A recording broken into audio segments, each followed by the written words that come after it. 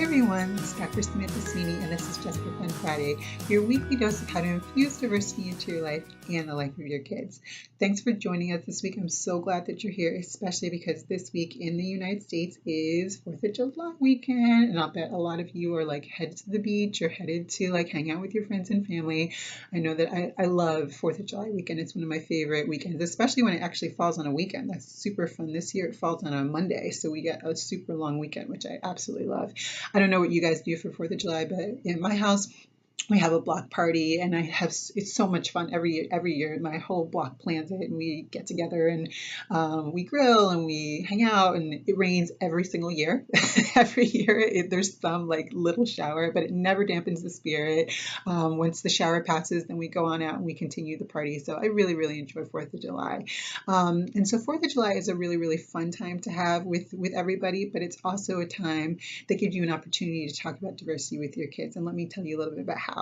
So 4th of July obviously is the birth of our nation of the United States. It's when we declared independence from the British by signing the Declaration of Independence.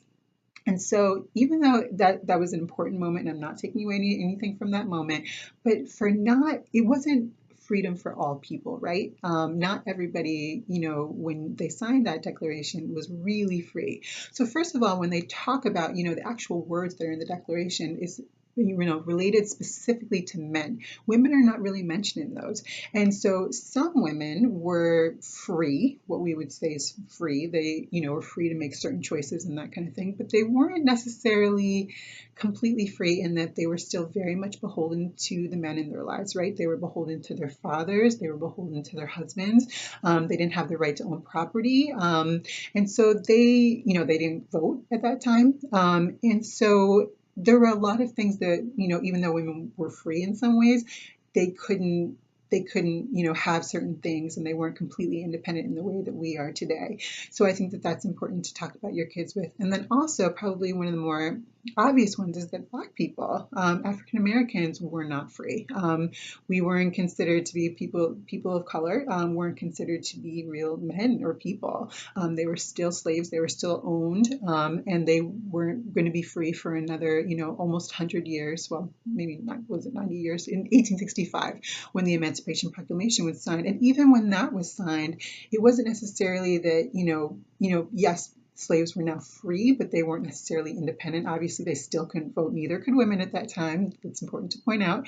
And they couldn't really hold property. I mean, it was not an easy transition from going from not being a slave anymore to just kind of being a free person. So when we think back to 1776 and when the Declaration was actually signed, it was an important time. It paved the way for the rest of us to have freedom, the rest of us to have other rights. But at that time, it was just really about white men who were really the ones who were equal and free and that kind of thing from the British. So I think that having that conversation with your kids is important. And if you head on over to the website, www.culturallycompetentkids.com, I'm going to have a quick one-page guide to talk about how to have this kind of conversation with your kids, because it's complicated, right? And for different ages, you're going to have the conversation in different ways. So when your kids are really little, kind of starting the conversation by, asking them maybe, what does the 4th of July mean to you? Do you know what that means? And then when you explain, yes, we signed the Declaration of Independence, say, well, maybe it wasn't freedom for everybody. It was freedom for some people, but not really everybody. Some kids, like the little ones, like, my kids' ages, like 3 and 5, will say, okay, whatever, and then go run and play. But older kids might, start to ask what that means or start to have conversations about it. And as they get older, you can read more things, you can talk about more things, and really have more in-depth conversations about what this really means. Because I personally am a big history buff. I love learning about history, but I think an important piece of learning about history is learning about the whole history, right? Not just the history that we're comfortable with, not just the history that we've heard about all the time in our classes, but also the history kind of behind the other history, right? So I hope that you really enjoy 4th of July weekend. I hope that you have a lot of fun with your friends and family. I hope some of that includes some fun conversations with your kids about 4th of July, the hidden stuff behind it that you maybe don't talk about so much. And I'll see you next week for another Just for Fun Friday.